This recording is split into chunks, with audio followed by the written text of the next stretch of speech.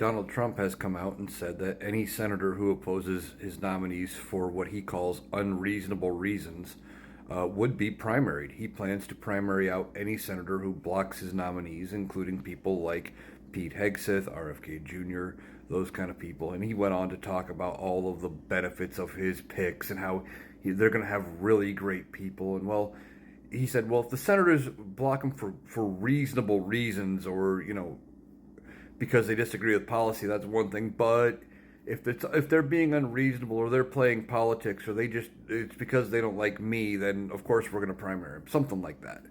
And that's typical Donald Trump. Do what I want, or I'm going to make things uncomfortable for you. Iowa Senator Joni Ernst had said she has changed her public opinion about Pete Hegseth and now wants to actually hear from the accusers and how well what the story plays out that way, all that stuff, when it comes to whether or not she would vote for him, instead of being a hard no. And they're going to keep putting pressure campaigns on. One of Donald Trump's advisors or attorneys had said that they would consider hiring private investigators to go after the senators and basically air all their dirty laundry publicly if they blocked any of his nominees.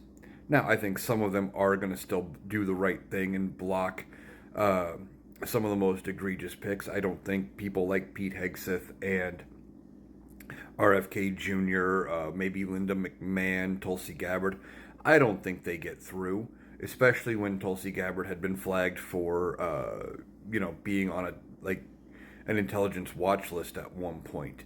So I think they're going to do some pushback. And Donald Trump is going to try to claim, I'm going to primary you, this and that. Here's the problem. Donald Trump's political career is basically done. His influence is almost over.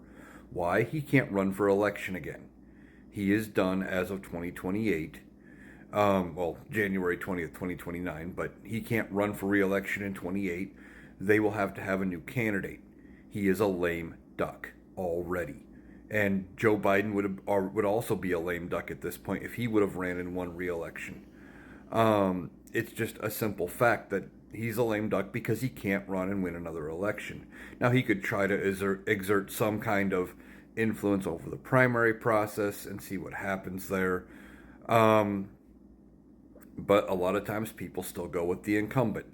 So we could see what happens. And one thing that I know Donald Trump isn't thinking of, if he does put pressure and primary out some of these Republican senators, there is a chance Democrats could use that as a springboard to win some of the seats in the midterm elections and in 2028.